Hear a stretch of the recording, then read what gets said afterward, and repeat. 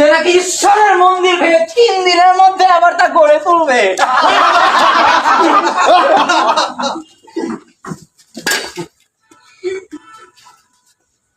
তোমার কি তাহলে উত্তর দেওয়ার মতো কিছু নাই? এরা তোমার বিরুদ্ধে একটি সাক্ষ্য দিচ্ছে। জীবনময় পরমেশ্বর দোহাই দিয়ে বলছি, এবার তুমি আমাদের বলো, তুমি কি সেই খ্রিস্ট ঈশ্বরের পুত্র? সেই কথা আপনি নিজে থেকেই বলছেন। মহারাজের কথার এইভাবে উত্তর দিচ্ছ?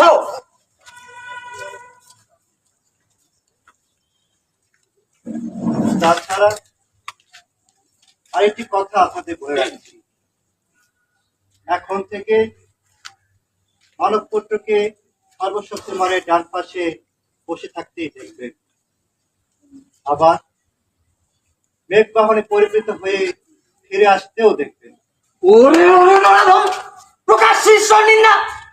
এরপরেও কি আমাদের কোনো সাক্ষী সাবুদের প্রয়োজন আছে?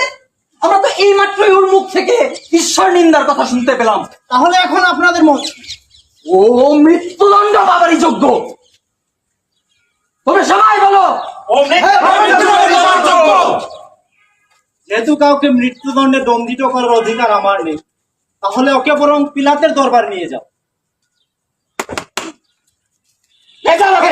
যাও, যাও।